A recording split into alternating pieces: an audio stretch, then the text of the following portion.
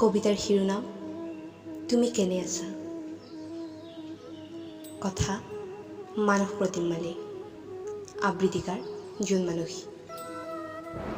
তুমি কেনে আছা? বহু দিনৰ মূৰত আজি তোমাৰ খবৰ ল'ব মন গ'ল।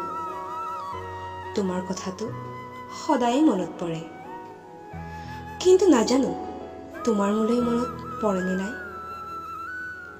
মনত পৰে তুমি কোৱা সেই কথাবোৰলৈ, মনত পৰে তোমাক লৈ দেখা সেই সপোনবোৰলৈ। কেতিয়াবা মনত পৰে তুমি মোক এৰি থৈ যোৱা সেই কলংকিত দিনটোলৈ। কেতিয়াবা সুধিবৰ মন যায় তুমি কেনে আছা, কিন্তু তোমাক নুসুধাকৈয়ে মই মোৰ উত্তৰ পাওঁ।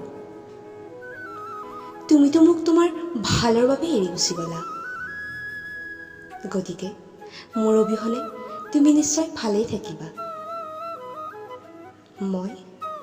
মই তোমাৰ বাবে মাথো এজন বৰ বেয়া মানুহ, সেইবাবে তোমাৰ পৰা সদায় আঁতৰি থাকোঁ।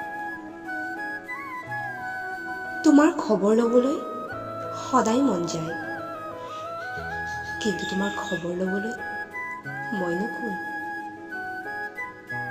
প্ৰেম কৰিবলৈ সহজ, কিন্তু সঁচা প্ৰেমিক হ'বলৈ বৰ টান। মই ভাবিছিলোঁ পোৱাখিনিক আঁকোৱালি লৈ নোপোৱাখিনিৰ কথা পাহৰিব পাৰিলেই জীৱনত সদায় হাঁহি থাকিব পাৰি, কিন্তু এতিয়াহে বুজি পাইছোঁ নোপোৱাকৈ থকাতকৈ পায়ো হেৰুৱাৰ বেদনা বহুত বেছি। নোৱাৰিম বুলি ভাবিছিলোঁ তোমাৰ অবিহনে জীয়াই থাকিব, কাৰণ তোমাক মই বহুত ভাল পাইছিলোঁ।